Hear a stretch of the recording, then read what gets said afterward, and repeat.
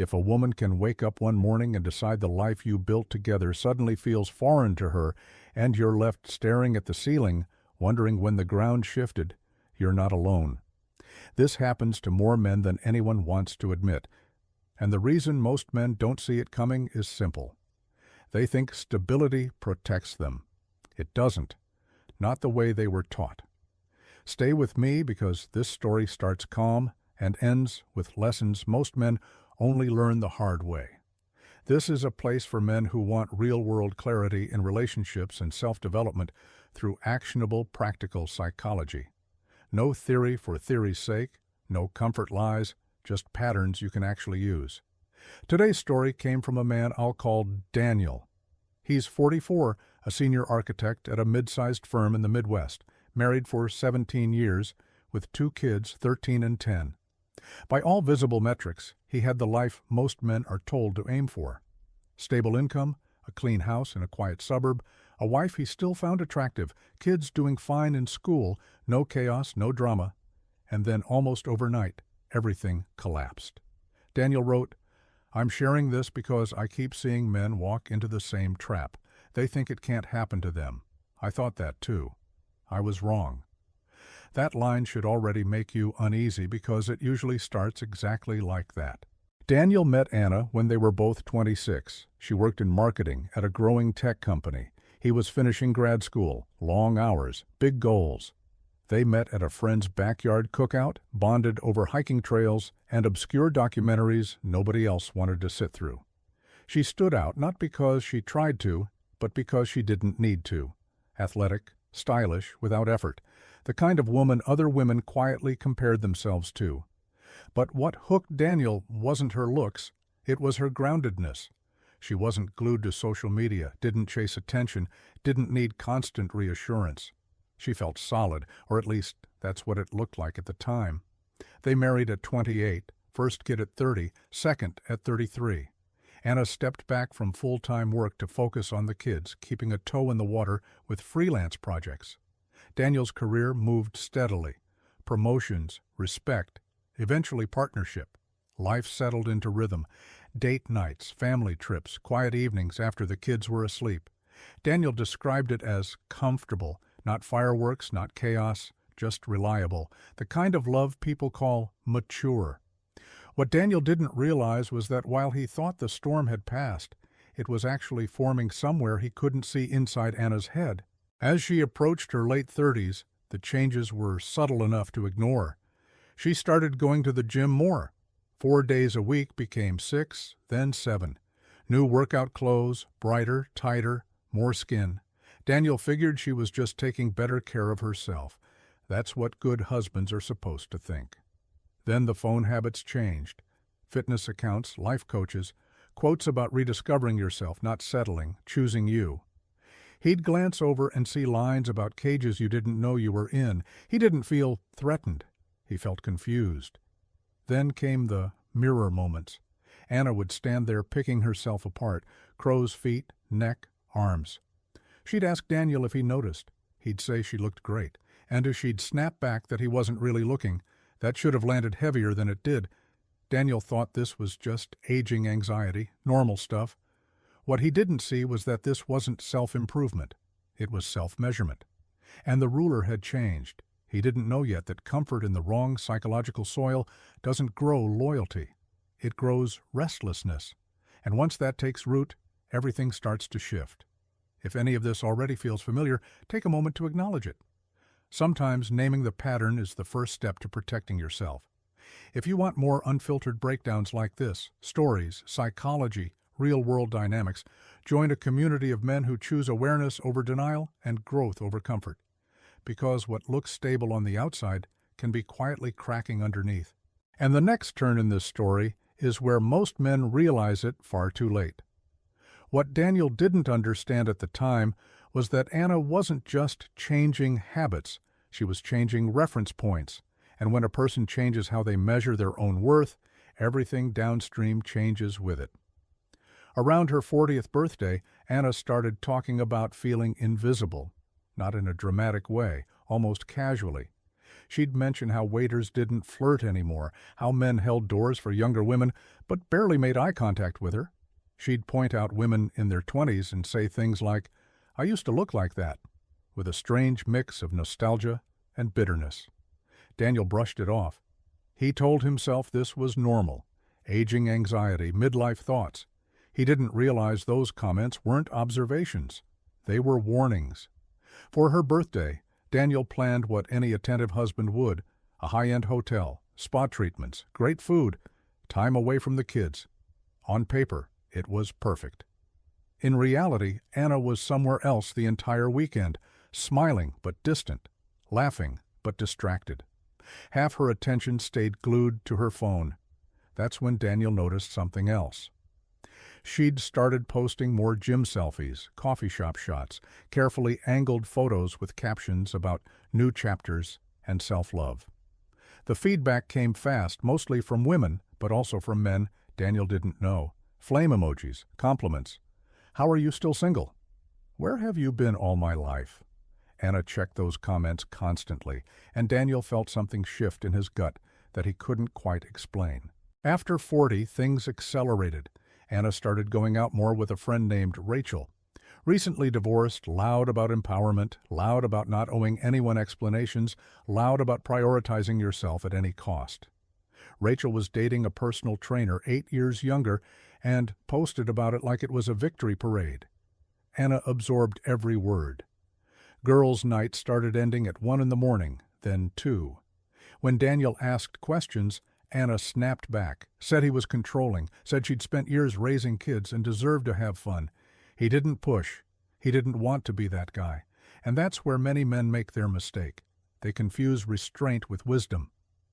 Her appearance shifted again. Highlights, then fully blonde, ripped jeans, crop tops, leather jackets.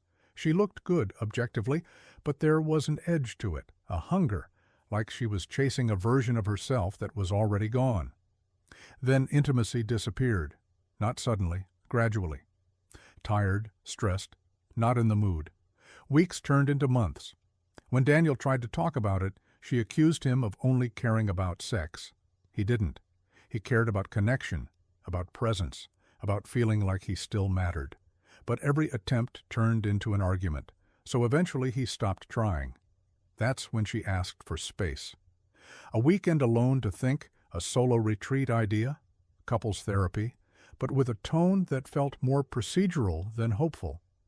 The sessions were brutal.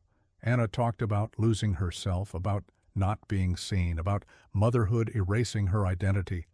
Daniel listed years of support, flexibility, sacrifice. The therapist nodded at Anna and asked Daniel what he could do differently. He walked out of those rooms feeling like the villain in his own marriage. And then came the calm, the kind of calm that should terrify you.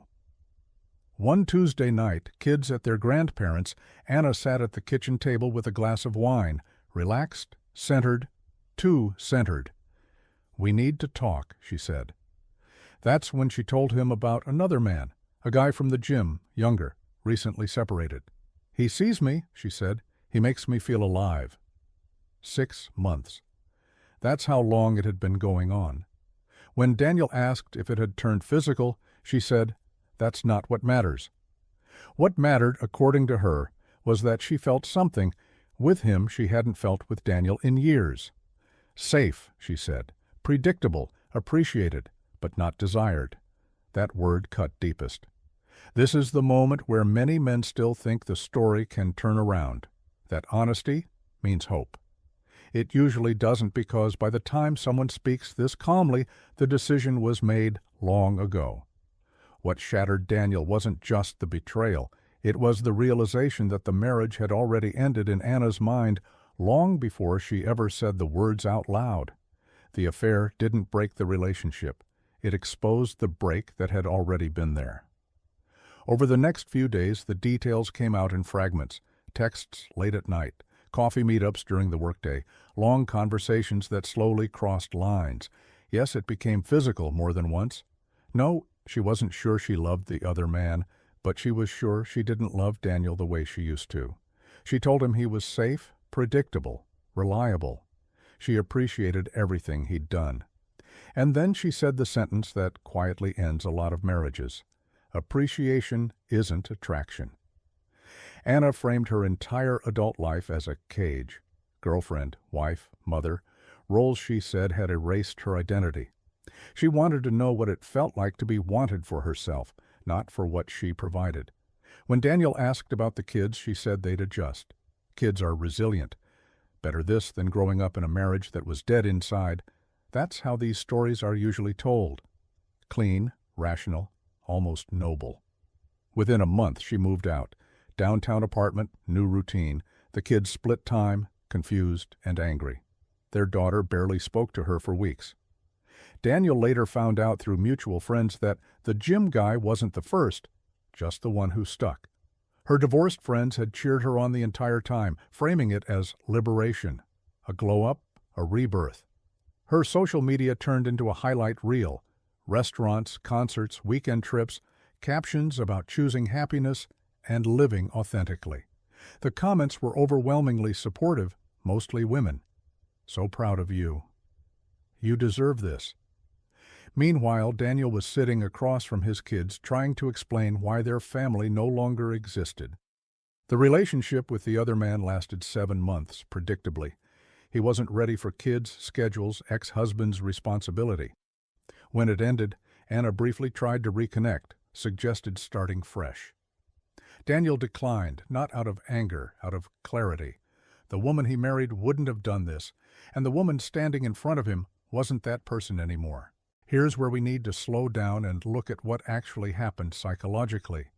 Because this wasn't random, and it wasn't about Daniel failing as a husband. For many women, ages 35 to 45 create a psychological collision. The identity built on youth, desirability, and being chosen starts to crack against reality. From adolescence onward, attention becomes a steady stream. Compliments, pursuit, validation. It's dopamine, it's reinforcement. It becomes proof of worth. When that stream slows down, panic sets in. Attention from a husband doesn't hit the same. He's already chosen you. His desire feels assumed. It doesn't answer the question haunting the background. Do I still have it? Am I still desirable to men who have options? The other man answered that question instantly. Younger, new, uncertain. He chose her when he didn't have to. That validation hit harder than years of devotion ever could. Brain chemistry backs this up. New attraction floods the system with dopamine and novelty. Long-term relationships stabilize into something calmer, healthier, sustainable. But for people dependent on external validation, that calm feels like emptiness. So Anna didn't fall in love. She chased a chemical spike. She confused intensity with truth. And once she crossed that line, her mind did something else to protect itself. It rewrote history. 17 years became a prison. The good years shrank. The stability turned into oppression. This is called revisionist memory. When someone makes a choice that harms others, the mind edits the past to justify the present. I didn't destroy something good. I escaped something bad. And everyone around her helped reinforce it. Therapy validated feelings without challenging motives. Friends amplified dissatisfaction. Social media rewarded the performance. No one asked if she was running from aging rather than toward freedom. Daniel couldn't have competed with novelty. He couldn't out dopamine insecurity. This wasn't a failure of effort. It was an identity collapse. Once you understand the mechanism, you stop blaming yourself for a crisis that wasn't yours to solve. By the time Daniel could see the pattern clearly, the damage was already done. And that's the part most men struggle with. Not the loss itself, but the realization that the warning signs were there long before the explosion. They just didn't look dangerous at the time. Let's talk about those signs because they matter more than the story. Sudden obsession with appearance that goes beyond health. Not, I want to feel strong, but I need to feel seen. Constant comparison to younger women. Casual comments about invisibility. A sharp increase in social media use, especially selfies and validation-seeking posts, following influencers obsessed with transformation, empowerment, reinvention. New female friends who are divorced, resentful, or chaotic. Requests for space framed as finding myself, staying out later, guarded phone behavior, decreased intimacy paired with defensiveness, therapy that feels like preparation for departure rather than repair. Individually, these can look harmless. Together they form a pattern, and patterns tell the truth before words ever do. Another major tell is history rewriting. When good years suddenly get rebranded as bad ones, when sacrifices become control, when stability becomes oppression. That's not growth. That's justification. And once someone starts reframing the past to excuse present behavior, they're already halfway out the door. Modern culture makes this worse. Women are told that following feelings is courage, that discomfort means oppression, that commitment is optional if you're unhappy. Therapy culture often reinforces this by validating emotion without interrogating motive. Social media amplifies it by rewarding performance. Every "you go girl" comment becomes proof. Proof that the decision is right. Proof that destruction equals empowerment. What gets lost in that narrative are the kids, the long-term consequences, the reality that novelty expires fast, but responsibility doesn't. Daniel learned that the hard way. Anna's new relationship burned out in months. The family she left behind didn't regenerate on a new timeline. Here's the hardest truth. Daniel couldn't have fixed Anna's existential crisis. He could have been more romantic, more spontaneous, more attentive. It wouldn't have mattered. Her panic wasn't about him. It was about aging, desirability, and mortality. Some women process that transition with depth. They grieve youth quietly and build meaning elsewhere. Others try to outrun it. They detonate everything and call it freedom. Your job isn't to guess which outcome you'll get after decades of investment. Your job is to identify the type early and protect yourself accordingly. Pay attention to how a woman handles aging. Watch how she reacts when attention fades. Observe her relationship with validation. Look at her friends. Are they stable or chaotic? Ask about past relationships. Does she take responsibility or blame circumstances? These aren't guarantees. They're indicators. Protect yourself practically, too. Maintain your own identity. Don't make your wife the center of your universe. Stay fit. Stay socially connected. Keep purpose outside the relationship. Have options even if you never plan to use them. Not to cheat. To remember you still exist independently. And if the signs escalate, document behavior. Understand your legal position. Don't accept gaslighting about what you're observing. You're allowed to trust your instincts. Walking away with dignity is sometimes the only power left. Daniel rebuilt, focused on his kids, regained trust in his perception. Anna continued searching. New relationships, same language, same captions. Still chasing a feeling that can't last. The kids are in therapy now, learning early that feelings can override promises and that stability can be fragile when fear goes unexamined. Daniel wrote one final line that stuck with me. I don't hate her. I feel sorry for her.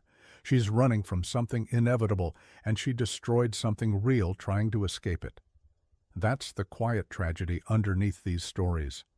This isn't about hating women. It's about understanding reality. Some women age with wisdom, others panic. Your responsibility is to know which one you're building with and to stay alert, even when life feels comfortable. Awareness is protection. If this story changed the way you look at the stability of your own home, please subscribe and like the channel. We are uncovering the truths that many try to keep hidden. Plant the seeds of your own future. The next vault of insight will open soon.